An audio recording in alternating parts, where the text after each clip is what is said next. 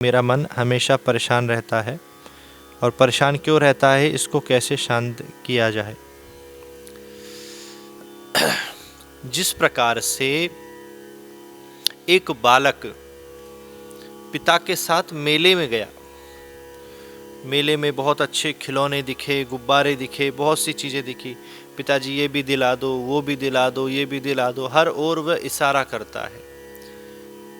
बहुत अच्छा लगता है उसको मेले में जाकर, ऐसा लगता है कि मैं हमेशा मेले में ही रहूं। लेकिन अचानक उस बालक की पिता के हाथ की जो उंगली उसने पकड़ी है वह छूट गई बालक के हाथ से, और भीड़ में पिता कहीं बिछुड़ गए।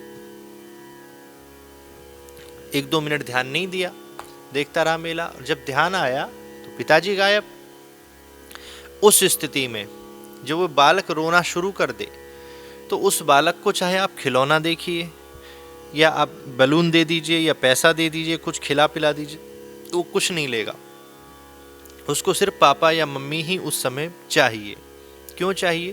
क्योंकि वह उनसे अलग हो गया। तो ये मेला अब कुछ समझ में नहीं आ रहा है, और अब से पहले ये मेला बहुत अच्छा लग रहा था। तो वो बालक कौन है? हम सब हैं। और वो पिता कौन है?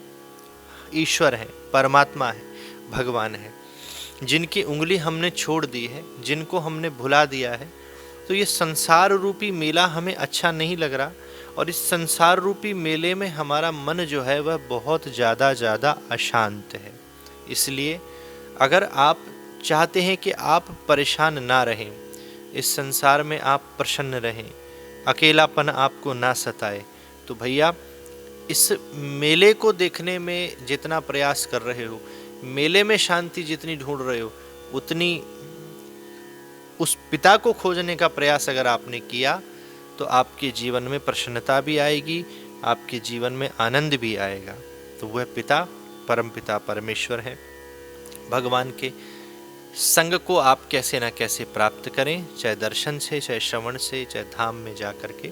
लेकिन शांति जीवन में जब ही मिलेगी जब आप अपने पिता की छूटी हुई उंगली को दोबारा से पकड़ पाएंगे। संसार में अशांत रहने का सबसे बड़ा कारण ही यही है कि व्यक्ति परमात्मा से जितना दूर होगा, उसे लगेगा बहुत ज़्यादा धन आ रहा है, वैभव आ रहा है, ऐश्वर्य आ रहा है, सब चीज़ें आ रही हैं, लेकिन जितना दूर होगा वो उतना ही परेशान होता जाएगा।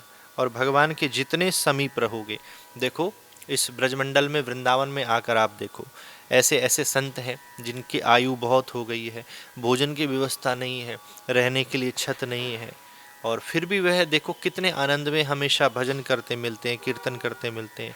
पूछो महाराज कोई दुख है? नहीं, कोई दुख नहीं है। तो इसी प्रकार से जो भगवान की सामीप्यता में रहता है, उसके पास इस संसार की बहुत सारी वस्तुएं नहीं भी अगर हैं तब भी वह प्रसन्न है, क्योंकि प्रसन्नता जो है, आनंद है, वह नंद घर आनंद भयो। नंद घर लाला नहीं भयो, नंद घर बेटा नहीं भयो, नंद घर जो है वह आनंद भयो। तो वह आनंद क्या है? परम पिता परमेश्वर ही साक्षात आनंद है।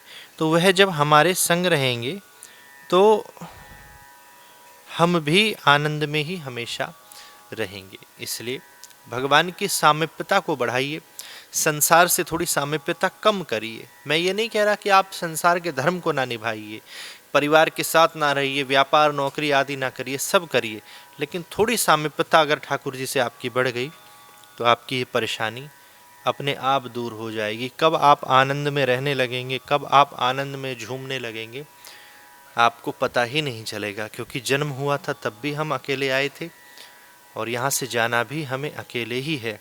ये 4 दिन का मेला है, उसके बाद तो फिर अकेला ही है व्यक्ति। तो इस बात को हमेशा स्मरण में रखें।